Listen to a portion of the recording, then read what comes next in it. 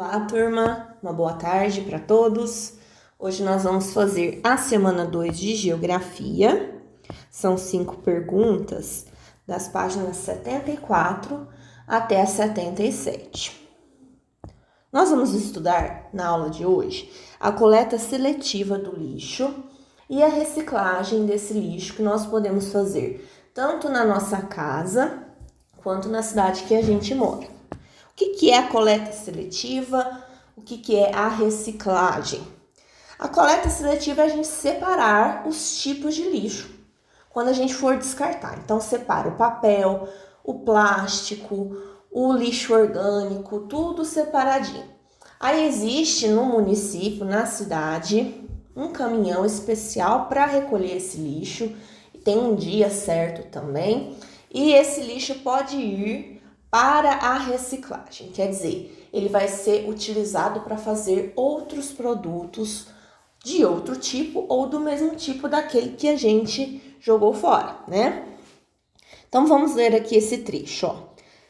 Coleta seletiva é o ato de separar e coletar materiais já usados, mas que são recicláveis, como papéis, plásticos, metais e vidros, para que não sejam descartados como lixo, possibilitando assim sua comercialização e transformação em novos produtos, por meio de um processo de reciclagem, ou artesanal ou industrial. Nós devemos descartar o lixo corretamente para que ele não se acumule nas calçadas, nos rios e no meio ambiente, em geral. Quando ele não é descartado corretamente, além da paisagem ficar desagradável, o ambiente fica poluído e a saúde das pessoas pode ser afetada. Então, a ação, pessoal, de criar, o hábito de separar o lixo, de destinar o lixo para reciclagem, é toda uma mudança de hábitos e de pensamento, né? Usando aqueles 3 R's que a gente estudou na aula passada: repensar, reutilizar e reciclar. A gente muda a nossa forma de destinar o lixo, de consumir menos, né? E isso tudo auxilia na manutenção do meio ambiente em que a gente vive. Na pergunta número 1, nós vamos precisar ler um texto que está aqui falando sobre a coleta seletiva, e esse texto vai nos dar mais informações para a gente poder responder a pergunta A e B. Então vamos lá. Coleta seletiva e reciclagem. Uma forma correta de dar um destino ao lixo é por meio da coleta seletiva com a separação dos tipos de lixo. Uma vez que o lixo é separado e armazenado adequadamente, cabe aos governantes dar um destino correto a ele. Todos os materiais recicláveis deveriam ser separados e levados às fábricas, nas quais entrariam no processo produtivo novamente. Dessa maneira, o que ia parar no aterro sanitário poderia se tornar matéria-prima para novos produtos. Então, veja que cada pessoa tem um papel nesse processo, né? Nós devemos separar o lixo lá na nossa casa. Os governantes devem criar um meio de recolher esse lixo e destinar ele para a reciclagem, para que ele seja reutilizado, né? Então, esse processo todo, quando cada um faz a sua parte, a gente consegue ter ali uma coisa efetiva acontecendo, né? E ajuda também a manter a nossa estrutura ambiental, né? Os nossos recursos naturais. Agora respondam. Na sua escola, o lixo é separado corretamente? E na sua casa? E na sua cidade, existe a coleta seletiva de lixo? Se sim, quais os dias da semana ela acontece? Observe o caça-palavras e encontre os nomes dos materiais que podem ser reciclados. Então, primeiro, vocês irão colocar aqui dentro do caça-palavras cada uma dessas palavras: metais, latas, plásticos, garrafas, caixas, jornais, papéis e vidros. Mas aqui embaixo está pedindo para vocês copiar as palavras e separar em sílabas. Então, vai ficar mais ou menos assim, ó. Você coloca um círculozinho aqui marcando a palavra, localiza ela aqui no caça-palavras. Depois aqui embaixo, você copia a palavra e na frente separa as sílabas. Isso faz com todas as palavras que estão aqui no quadro acima do caça-palavras. Pergunta 3. Você também pode ajudar a cuidar do meio ambiente fazendo a coleta seletiva em sua casa. Baseado nessa afirmativa, escreva um pequeno texto de como cada um de nós pode fazer para contribuir com o planeta, descartando o lixo certo no lugar certo. Então, vamos pensar no que a gente já falou na aula de hoje. As atitudes que nós podemos ter na nossa casa para destinar melhor o lixo, para reutilizar melhor o lixo, para favorecer essa reciclagem, né?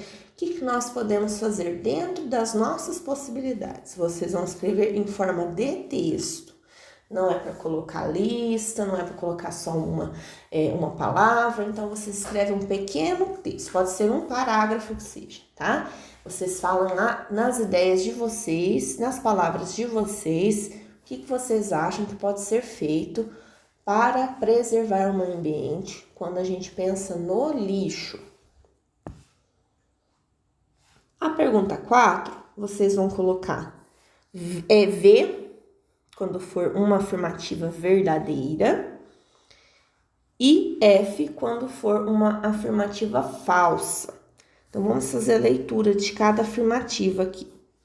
O lixo é caracterizado como tudo aquilo que não tem mais utilidade e não apresenta nenhum valor para o homem, e, consequentemente, é jogado fora. A destinação inadequada do lixo pode desencadear vários problemas socioambientais, como, por exemplo, poluição do solo, entupimento de bueiros e poluição visual. A produção de lixo não é tão prejudicial ao meio ambiente, visto que em todas as cidades brasileiras ocorre a coleta e o tratamento adequado desse material. O lixo urbano recebe classificação de acordo com sua fonte geradora e composição do material, havendo a necessidade de tratamento específico para cada tipo de lixo. Isso aqui a gente viu na aula passada, né? Os tipos de lixo. Então, se precisar voltar naquele texto que nós fizemos na semana passada, vocês vão ver lá qual que é o tipo de lixo. Lembra? O lixo urbano, aquele que a gente usa na cidade, né? O doméstico, o hospitalar, o coletivo, todos esses tipos de lixo. Tem o lixo nuclear também, que é muito perigoso se ele for descartado de qualquer jeito. A última aqui. A população não deve se preocupar em reduzir a produção de lixo, pois todo esse material é reciclado, fato que fortalece a economia local. Isso daqui a gente já pode até responder como sendo falso, né? Por que essa eu vou responder para vocês? Para já aproveitar e explicar.